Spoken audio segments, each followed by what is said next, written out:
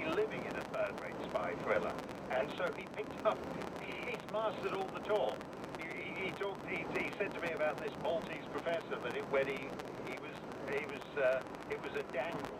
That's when you dangle the stuff in front of the guy and you hope he'll take the bait. He uses all this talk. So anyway, they decide to outsource it to the cousins. It's actually disturbing.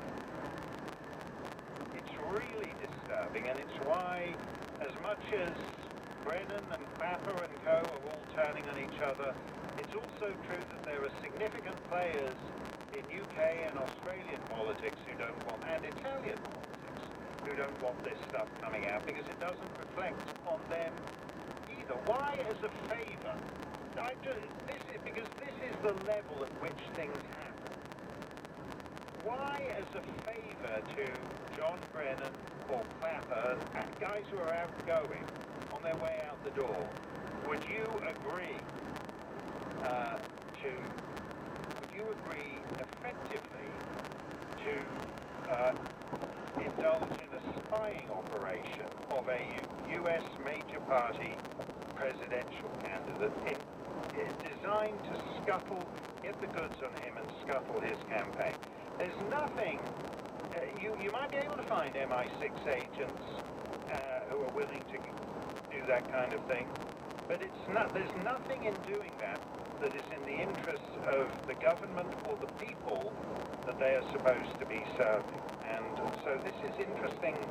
The president has done the right thing, as I said at the beginning of the week, declassify everything.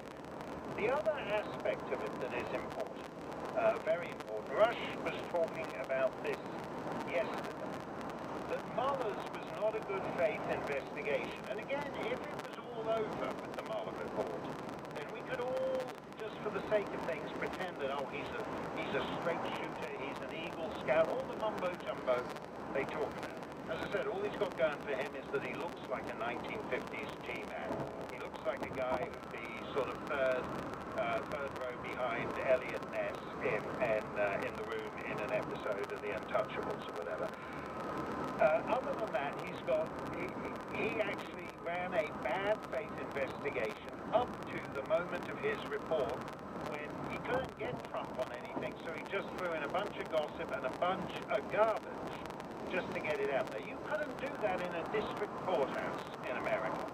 You couldn't actually go in and say, well, I haven't got the goods on him to prosecute, Your Honor, but I'm just gonna back this dump truck up to the loading dock of the courthouse, and I'm gonna dump all this gossip and garbage into a great big pile in front of the jury. You couldn't do that in a courthouse. But Robert Mueller did that in his report because he was in on the central scam of this thing, which is that the cover-up, in Democrat words, the cover-up, the real cover-up was the Russia investigation, which was intended to cover up the Obama's chief lieutenants spying on their political opponents. Another thing I wanted to, I do think this is actually one of those big stories. I mentioned this story in the New York Times that Mr. Snerdley sent me by an open borders guy. America's cities are unlivable. Blame wealthy liberals. Cities all over the Western world are in trouble. And really the big lesson here is that they're eliminating the middle class.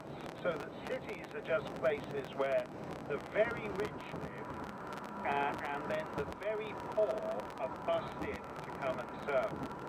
And because this arrangement is basically designed to work for the rich liberals, the very poor have to be imported into the country to serve the rich white liberals. And you see that, as I said, you see that in certain other cities. Paris, which is a city I knew as a child and I always loved. And one thing you notice every time you go back to Paris is the elimination of the middle class. That it's only the very rich who can afford to live there, and the poor from these, from Les Banlieues, these Muslim ghettos on the edge of the city, they have this thing called the metro, which is like the subway, and it all looks, and it's got this super, very French font, and it looks very attractive when you see it in the romantic homines.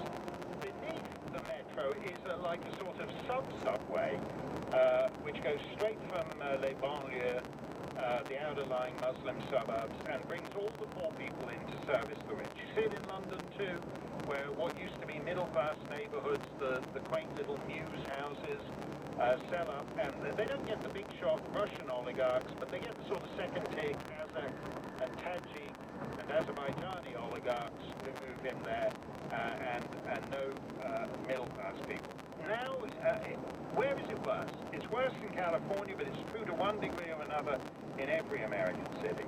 Banana Republic type of social organization, just the very rich and then the groveling masses.